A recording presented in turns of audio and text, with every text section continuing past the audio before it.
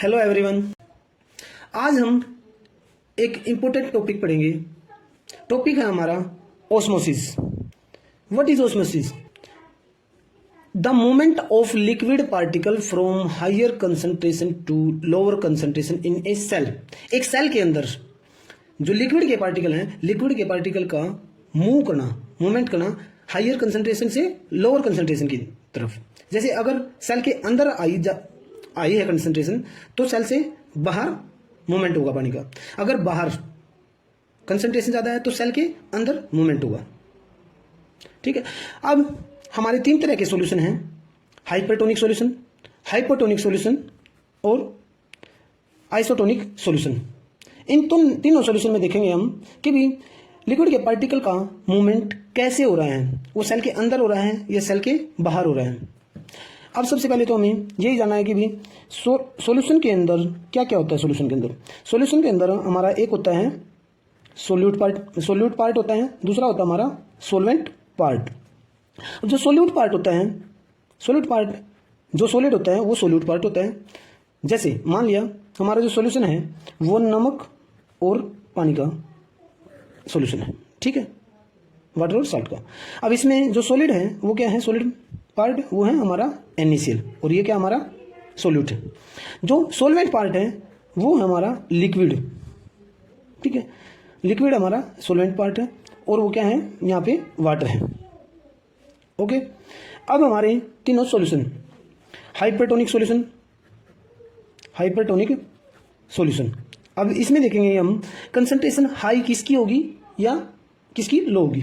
जो hypertonic solution होता है उसकी कंसंट्रेशन हाई होती है, ठीक है। उसमें क्या होता है, कंसंट्रेशन हाई होती है। कंसंट्रेशन हाई का मतलब है कि उसमें सोल्यूट पार्टिकल ज्यादा है। अगर सॉल्यूशन जो हाइपरटोनिक सॉल्यूशन है उसकी कंसंट्रेशन क्या है, हाई है, इसका मतलब क्या है, उसमें सोल्यूट ज्यादा है। अगर सोल्यूट ज्यादा है तो इसका मतलब पानी कम है। सेकंड है जो हमारा वो है हाइपोटोनिक सॉल्यूशन। हाइपोटोनिक सॉल्यूशन में क्या होगा, हाइपोटोनिक सॉल्यूशन में जो कंसंट्रेशन होती है वो क्या होती है, लो होती है। अब कंसंट्रेशन लो का मतलब है कि वहां पे जो सोल्यूट पार्टिकल हैं वो क्या है, सोल्यूट पार्ट हमारा वो कम है। अगर सोल्यूट पार्ट कम है तो इसका मतलब सोलवेंट पार्ट ज्यादा है, वाटर हमारा वहां पे ज्यादा है। थर्ड वन क्या होगा, आइसोटोनिक सॉल्यूशन कौन सा है, आइसोटोनिक सॉल्यूशन वो होता है जिसके अंदर सोल्यूट और जो सोलवेंट हमारा वो क्या हो, इक्वल हो। तो उसमें क्या रहेगी, कंसंट्रेशन इक्वल रहेगी। आइसो का मतलब होता है सेम, टोनिक का मतलब वो डेंस कितना है, गाढ़ा कितना है, ठीक है।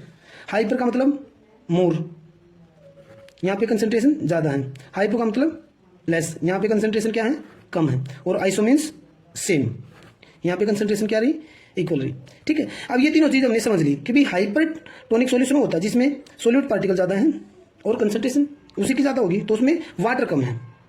हाइपरटोनिक सॉल्यूशन में वाटर कम है, हाइपोटोनिक में वाटर ज्यादा है, और आइसोटोनिक में वाटर और सोल्यूट दोनों इक्वल है। अब हमने ओस्मोसिस में क्या पढ़ा था, ओस्मोसिस क्या थी, ओस्मोसिस वो प्रोसेस थी जिसके अंदर लिक्विड पार्टिकल का हायर कंसंट्रेशन से लोअर कंसंट्रेशन की तरफ मूवमेंट करना, ठीक है। एक यहाँ पे इंपॉर्टेंट बात यह है कि भी जो मूवमेंट होगा पार्टिकल्स का वो सोलवेंट का होगा, सोलवेंट यानी कि हमारे लिक्विड पार्टिकल का होगा। जो वाटर होगा वाटर के पार्टिकल का मूवमेंट होगा। अब जो हमारा हाइपरटोनिक सॉल्यूशन है, हाइपरटोनिक सॉल्यूशन क्या था भाई, इसमें वाटर क्या है, कम है, वाटर कम है। जो हमारा मान लिया यहाँ पे हाइपरटोनिक सॉल्यूशन है, सेल, ये हमारी सेल है, सेल के बाहर यहाँ पे हाइपरटोनिक सॉल्यूशन है और इसके अंदर क्या है, वाटर की अमाउंट कम है। वाटर की अगर यहाँ पे पानी कम है तो इसका मतलब सेल के अंदर क्या है, ज्यादा है पानी। अगर सेल के अंदर पानी ज्यादा है, कंसंट्रेशन ज्यादा है, तो मूवमेंट कैसे होगा पार्टिकल का, higher concentration to lower concentration. Cell के अंदर हाइयर कंसंट्रेशन है तो यहाँ पे सेल से बाहर पानी आएगा, ठीक है। तो यहाँ पे मूवमेंट क्या होगा पार्टिकल का, higher concentration to lower, cell से बाहर पानी आएगा। सेल से अगर बाहर पानी का मूवमेंट होगा तो सेल यहाँ पे क्या हो जाएगी, हमारी सिकुड़ जाएगी, सेल क्या हो जाएगी, हमारी सिकुड़ जाएगी। दूसरा हाइपोटोनिक सॉल्यूशन कौन सा था, जिसके अंदर कंसंट्रेशन कम थी, सोल्यूट पार्ट कम था, यहाँ पे वाटर ज्यादा है।